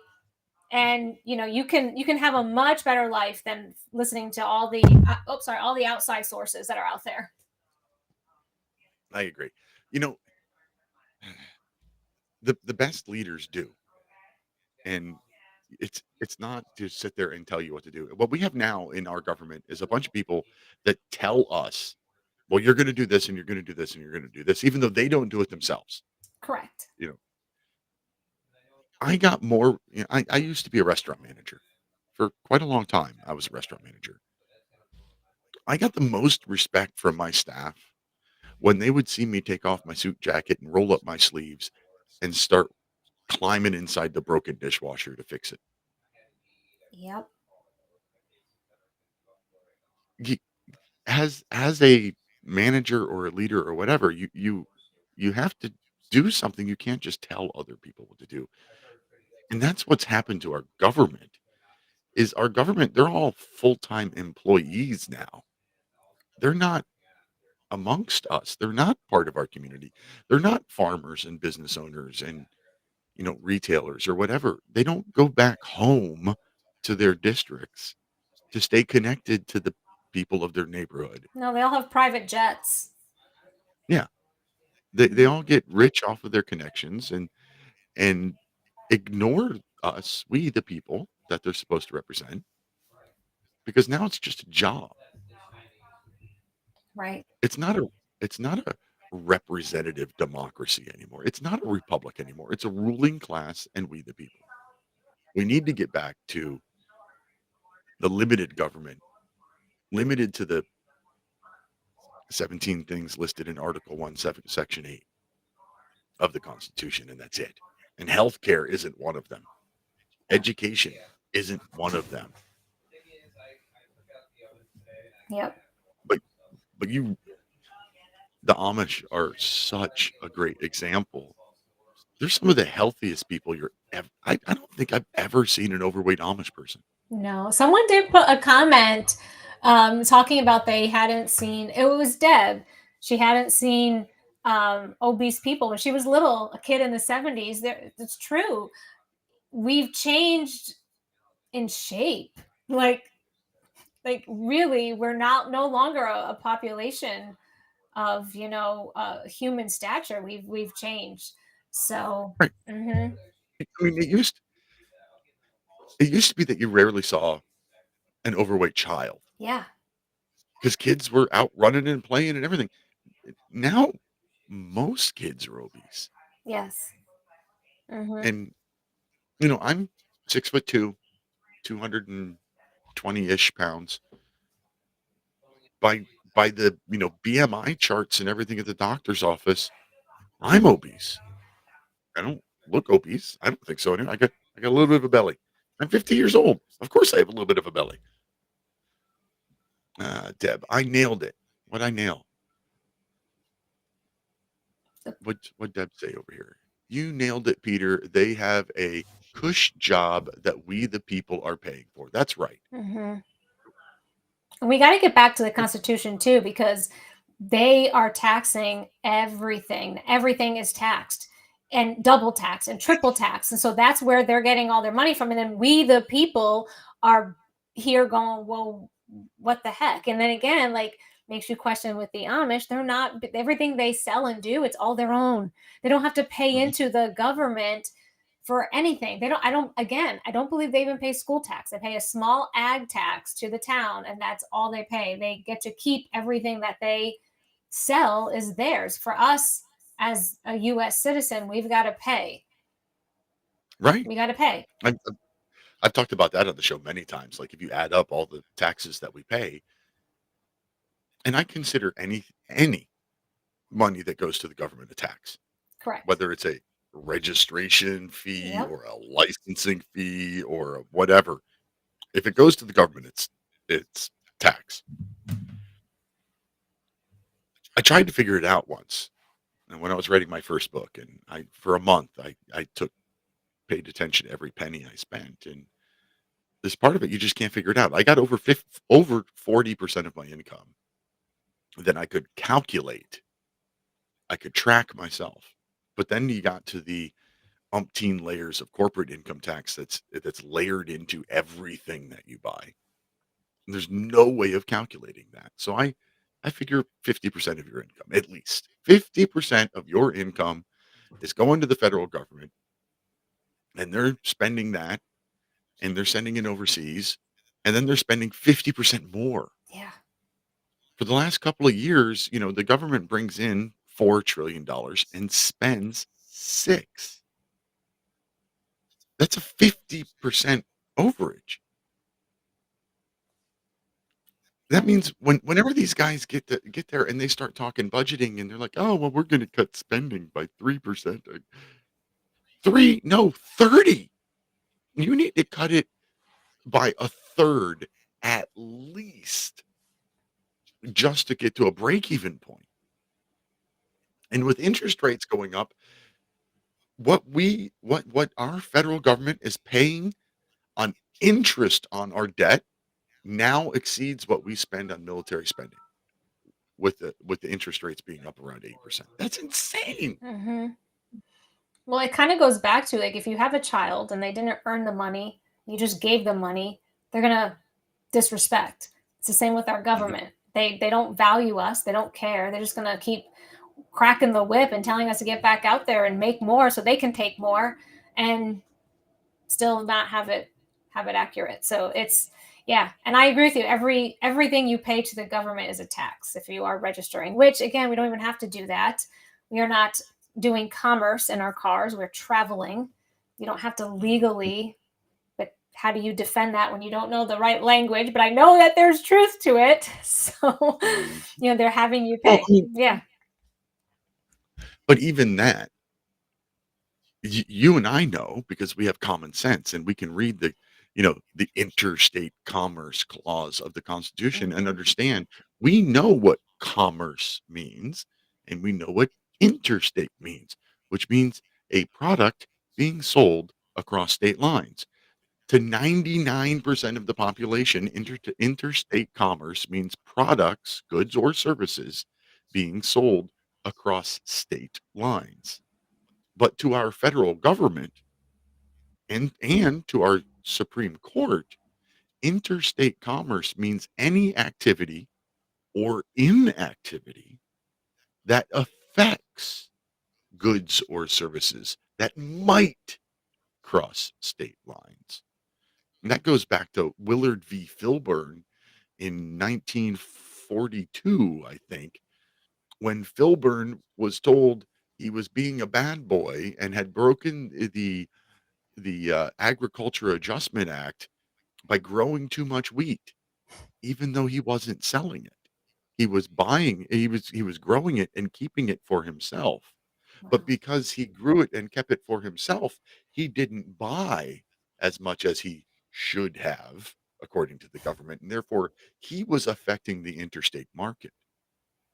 Now, how much of a leap is it for that court case of 1942 that still has never been overturned to somebody in the government saying, you know what? You're not allowed to have a garden anymore. Right. Nobody in the United States is allowed to have a vegetable garden because, well, the the industrial farmers aren't making enough money, and you have to go to the grocery store and you have to buy produce that came across state lines because we're not getting enough taxes or whatever their excuse. They don't They even don't need one. even need one. Yeah. They are trying it, I believe, up in Maine. I believe Maine, they were saying no more gardens. I remember being there a couple of years ago at an event, and the people of Maine were talking about that, and I was like, "Wait, no gardens?" And they said, "Yeah, you and neighbors were reporting people for growing gardens." I was like, "Wow." So if we don't, as a people, as a nation, start to pay attention, show up at your town board meetings, show up at your planning board meetings, make sure you know what's going on in your town, whether you're and I know we talked about whether you're in an area that's more blue or you're in an area more red, it's important to show up because at those meetings, things get discussed and then you can know what's going on and then your voice can be heard.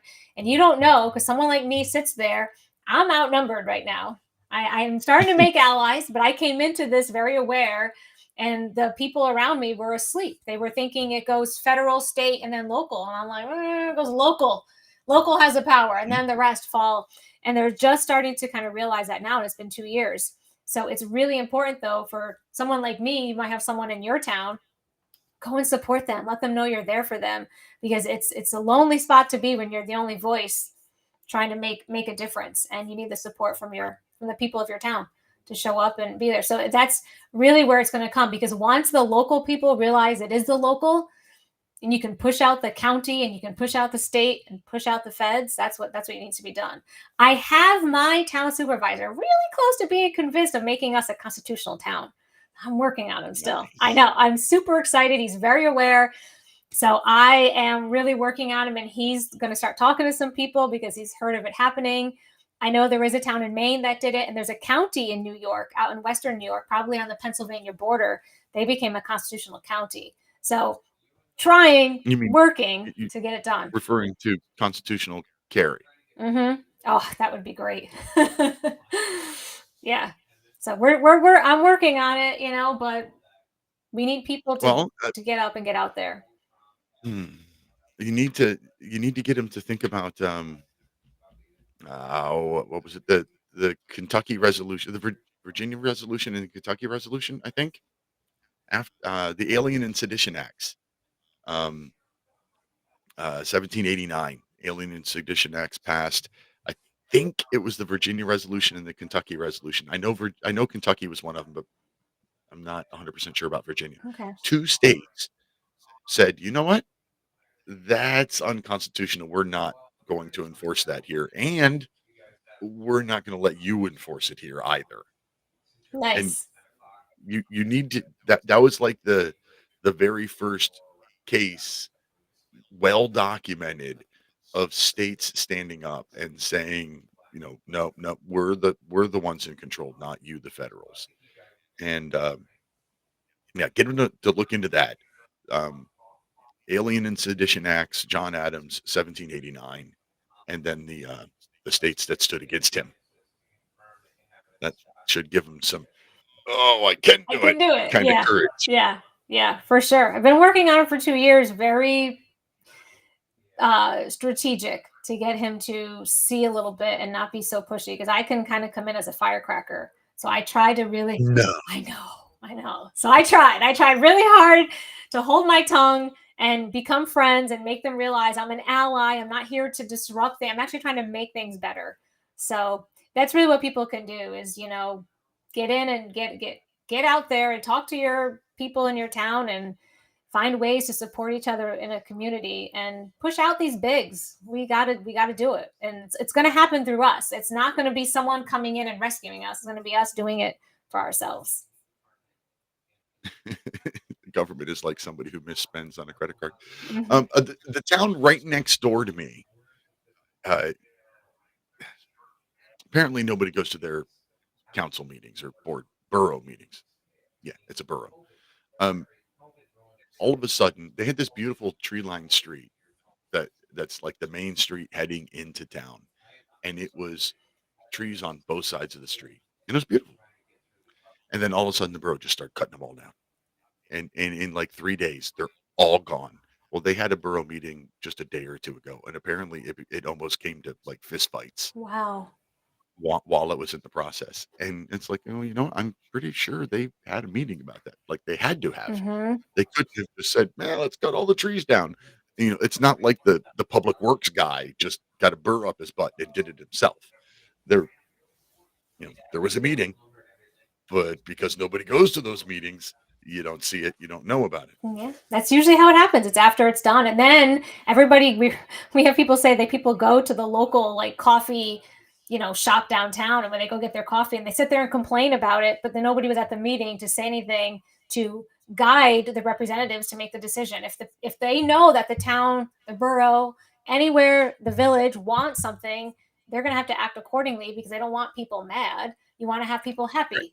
And so same thing, we had some of the same stuff. It wasn't trees cut down, but it was a campground that came in on the river. And we had everybody show up all mad at us. It wasn't the town board, it was a planning board. Boy, they came into us and ripped us to shreds. And we're like, we had nothing to do with it. It wasn't us. So they got approved for the campground. So, but you're right. They show up afterwards. Well, I've got a little project going on in my own little borough here. And I'm going to ask you, since you are a council person, like, am I doing this the right way? So I've started a petition to have an off-leash dog park created in my little town. And I did a change.org petition and I got over 500 signatures, and I gathered signatures in person around town. And I put up a website, I put up a Facebook page and all these things. It's all bellefontaineDogPark.com and, Facebook/Bellefontaine Dog Park, whatever. I emailed all of the members of my borough council, the borough manager and the assistant borough manager on, say, Monday, requesting to be added to the following Monday's agenda to present this petition.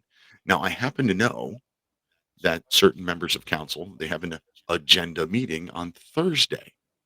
So I sent my communication early enough that they would all have it before their Thursday agenda meeting. On Wednesday, the day before the agenda meeting, I got an email from the borough manager saying, yeah, you're not going to be on the agenda, but we'll add this as communications received and we'll hopefully be able to schedule it in the future, blah, blah, blah, blah. So me knowing that their agenda meeting is on Thursday and receiving that email on Wednesday, I got a wild hair in my butt. So I showed up and during public comments presented my petition anyway and handed it to them, and it got covered in the newspapers. So thus far, am I doing it right? Yes. Well, we don't have as much. We don't have a lot of meetings. Like we have once a month meeting, and then when it gets to this time of year, we have a few extra for the town budget meeting. But for the most part, we just meet once a month. But it's the same thing. You reach out to the town clerk and say, I want to get on the, be on the agenda. So you can get on the agenda. Or like you say, if you miss the agenda, you can just show up for public comments. And then when the public's there, you can say what you want to do. And we have reporters. Our little town newspaper sends their reporter in. It's the local town newspaper, and she's there and she'll take notes, and it will get printed as well in the paper. So it's exactly, yep, you're doing it right. They should have put you on the agenda. You gave them plenty of notice. We have no problem. Some people come in the day before and they get put on the agenda, but I don't know. We're very rural. We have like 1,600 parcels. So there's not a lot going on. We don't have big business. We have a few restaurants. We have an auction barn for beef and, a few food trucks that sit there at the auction barn. And we really don't have a lot. We're very, very rural. So we can fit things in pretty good, but yeah, you did it right. And that's great. Public comment. Yep. Show up anyway. Didn't say, oh, I'm not going to go because I didn't get on the agenda. You did the right thing. You did what you're supposed to do. Show up. My plan is they have 2 meetings a month. My plan is to show up and if I'm not on the agenda, then I will show up and I will give updates every 2 weeks. Yep. Every public comment, you still say your piece. Yep. I'll tell them how many more signatures I've gathered. I'll tell them what organizations are supporting the movement. I'll start telling them, hey, it's odd that you have yet to put me on the agenda when I've got over 600 signatures now or whatever. And it's a dog park where they're not on a leash. I'm sure you're going to have it fenced in so that the dogs can run free and not get hit. That's it. It's basically all I'm asking for. We've got 43 acres in one park. We've got 2 acres of another park. We've got another big park. I don't know how big it is. Ideally, I want the 2-acre park with fencing around it, and to fence the whole thing in and divide it into 3 lots, which whatever would take about 1,400 feet of fencing. I'm already raising money. So see, I've got local nonprofits that are going to help pay for it, but none of them will say how much they're willing to help until the borough approves it. The only expense involved is installation and maintenance of fence. So it really. I don't mean this in a bad way, but those town, or I don't know if your borough town, highway guys, they could probably get that done pretty quickly. Well, and it's an existing park. Yeah, so that they already maintain. Yeah, so now instead of just mowing 2 acres, they're gonna have to get out and weed eat a little bit. Ooh. Like that's. I know. Yeah. Anyway, show's almost over. You got a couple of minutes. One more time, Dr. Jen VanDeWater, the People's Pharmacist. Tell the world how you can help them and how they can help you. Sure. Well, I'm the People's Pharmacist because I answer to the people and not to Big Pharma. I can be found at thepeople'spharmacist.com. I have a private health ministry. So if you want to become a member and have a consult with me, I'm happy to do that. Mind, body, spirit alignment. That's so important to your overall well-being. I can be found on Twitter at Dr. J VanDeWater, Instagram at Dr. Jen, the People's Pharmacist, and Telegram is at Dr. VanDeWater. Fantastic. And I didn't open up. I was going to try to give away a book, but I'm not prepared. I can't ask you to pick a number when I don't know how high the numbers have to go because people signed up and I don't have the thing open because, like I said, I'm not prepared. I'm terrible. It's the wine. Is that what it is? I don't know. I think it's just I'm unprepared. It happens. I wasn't planning on it. I wasn't planning on doing the give a book away, but I'm like, hey, we're done talking and I still have a minute. Maybe we can give a book away. Give me just a second. Yeah. Oh. Pick a number between 1 and 50. Oh, let's go midway. 25. Diane McCabe of Little Falls, New York. Diane McCabe of Little Falls, New York. You can get the package from me. Thank you very much. Congratulations. If you're listening live on Republic Podcast and stay tuned for Chuck Bennett. Thanks for our guests joining us. Thanks to my producer. Thank you, listeners and callers. Until next week, protect your liberties. Once they're gone, there's no getting them back. God bless America.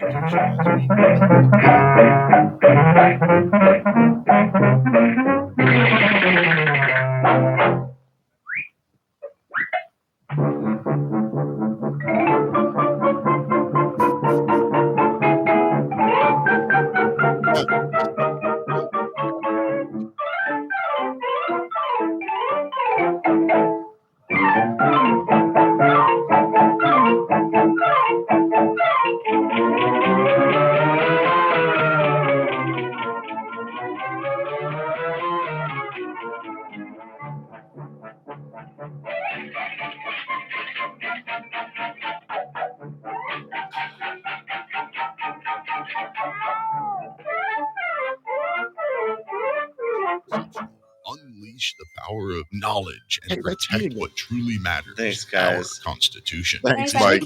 I think I lost Lighthouse.com/classroom today. Oh, you are? You're This incredible frozen. opportunity. Oh,